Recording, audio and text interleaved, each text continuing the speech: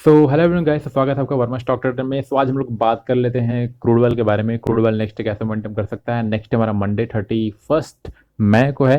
ठीक है, तो मार्केट इस दिन कैसे मोमेंटम कर सकता है उसके बारे में हम लोग बात कर लेते हैं। तो प्रीवियस डे के बारे में बात कर लेते हैं कि प्रीवियस डे ऑडियंस लेवल कैसे वर्क किया।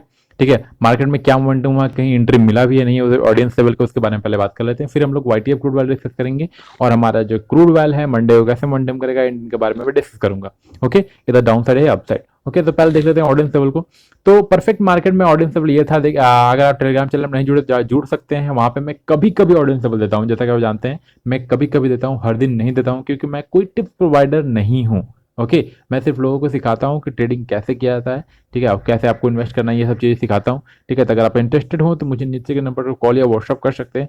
और ये हमारा टेलीग्राम चैनल है, अगर आप जुड़ना चाहते हैं डिस्क्रिप्शन में लिंक दिया हुआ है, वहां आप जाकर जुड़ सकते हैं। ओके, सो शुरू करते हैं। जैसे कि आप यहाँ देख रहे हैं, ये ऑडियंस लेवल था हमारा प्रीवियस डे का, जो कि फ्राइडे को ट्रेड हुआ था, ये हमारा ऑडियंस लेवल था।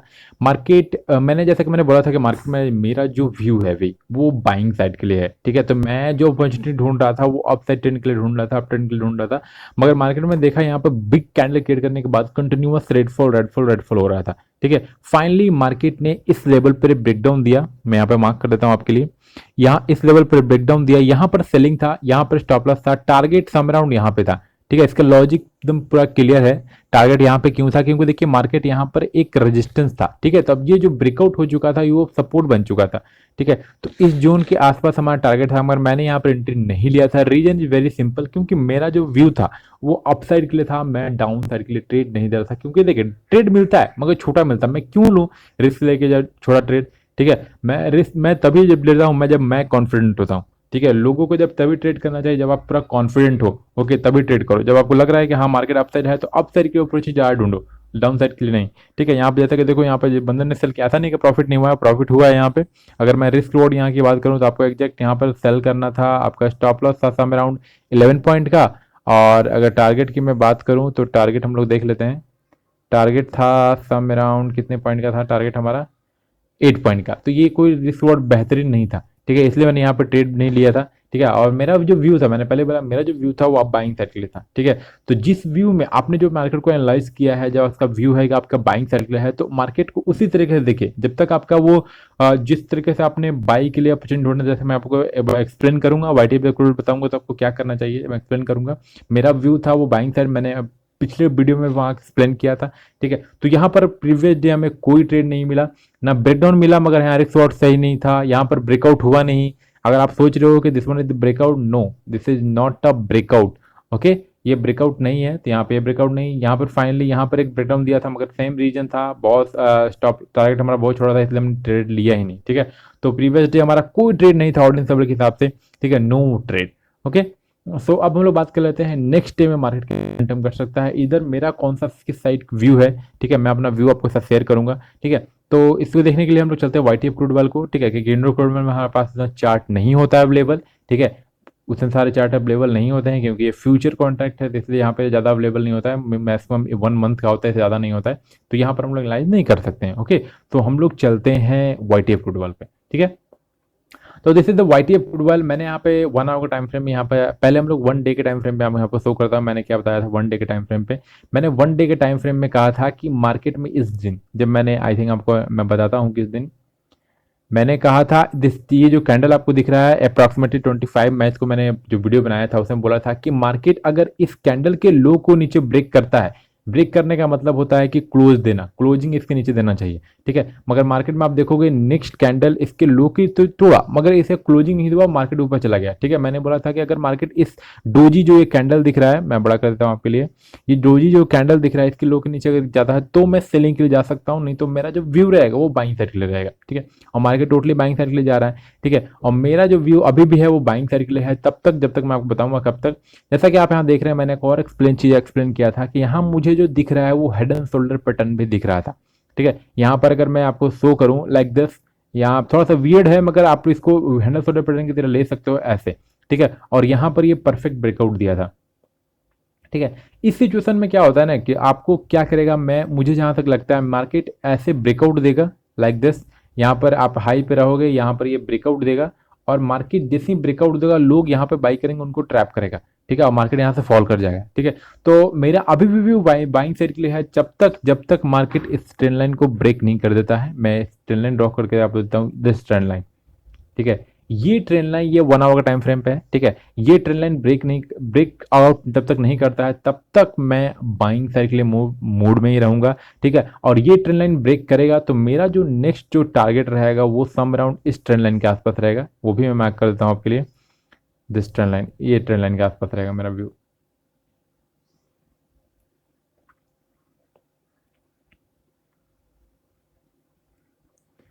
इस ट्रेंड लाइन के पास आसपास मेरा व्यू रहेगा कि मार्केट सम अराउंड यहाँ पे जाए, ठीक है। तो ये हैंडल शोल्डर में एक पैटर्न मैंने जो मेंटीज मेरे सीखे हुए हैं वो जानते होंगे कि क्या होता है कि यहाँ पर वो ब्रेकआउट शो करेंगे आपको, ठीक है। क्योंकि देखिए जनरल लोग क्या करते हैं, यहाँ पर ये ब्रेकआउट होने के बाद बाई करना रहता है, बाई करते हैं, ठीक है, मगर यहाँ पर बाई करना होता नहीं है। एक अलग इसका लॉजिक है, कहाँ पे बाई करना होता है वो मेंटीज जानते होंगे, ठीक है। तो यहाँ पर बहुत सारे बाई क्यों होंगे, वो आप सोचेंगे कि मार्केट इतना ज़्यादा बड़ा मूव कर सकता है, ठीक है। तो मैक्स ऑफ द चांस में मूव नहीं करता है, ठीक है। तो अब आपको ये देखना है कि मार्केट मूव तभी करेगा, ठीक है। अगर आपको मार्केट को ये मूव देना है, ठीक है, तो मार्केट इसी ट्रेंड लाइन को टच करके, मार्केट हो सकता है कल फ्लैट खुले या थोड़ा सा गैप डाउन खुले और इस ट्रेंड लाइन को टच करके मार्केट को रिवर्स होना पड़ेगा, ठीक है। अगर इस ट्रेंड लाइन को मार्केट ने ब्रेक कर दिया, प्रोबेबिलिटी ऑफ चांस ये है कि मार्केट ये ट्रेंड लाइन इसको टच करे, ठीक है, दिस जोन, इस ट्रेंड लाइन को टच करे, उसके बाद फिर या नीचे घूमे, फिर ऊपर जाएगा, फिर नीचे घूमे, मतलब इसी रेंज में मूव करते रहे। या ये भी अगर ट्रेंड लाइन ब्रेक कर दिया तो मार्केट अच्छा खासा फॉल कर जाएगा। ओके, तो ये व्यू है मेरा मार्केट में। अभी भी जो मेरा व्यू है वो अप ट्रेंड के लिए है, डाउन ट्रेंड में चले जाऊंगा जब मार्केट इस ट्रेंड लाइन को ब्रेक डाउन देगा।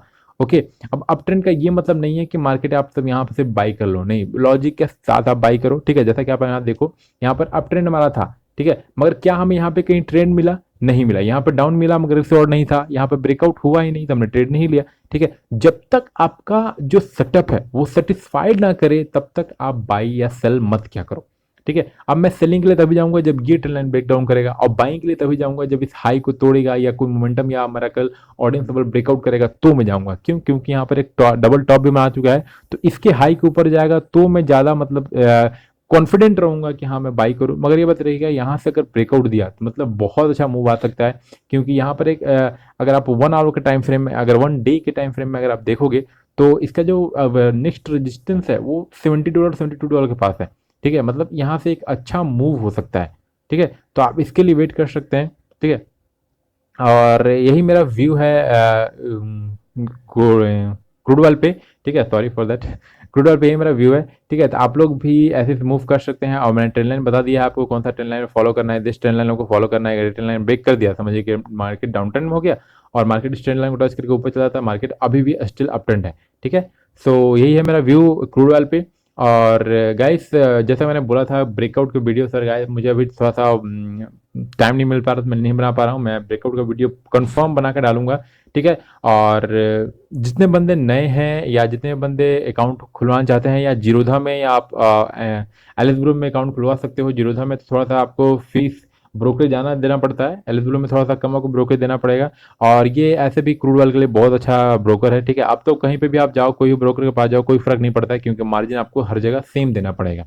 ओके, सो आप इस दोनों लिंक के थोड़ा रेफर लिंक के थोड़ा कहीं पे भी अकाउंट ओपन करवा सकते हैं, ठीक है। और आपके मेरे साथ आप कोई भी अगर प्रॉब्लम हो तो आप मुझे कॉल कर सकते हो या व्हाट्सअप कर सकते हो, ठीक है। और ये हमारा चैनल है वर्मा स्टॉक ट्रेडर, जहाँ पर हम लोग गोल्ड सिल्वर के एनालिसिस डालते रहते हैं और सिखाते भी हैं कि कैसे मार्केट को ट्रेड किया जाता है। अगर आप भी इंटरेस्टेड हो सीखने में तो आप मुझे कॉल या व्हाट्सअप कर सकते हो। ओके, सो मिलते हैं guys next till then bye.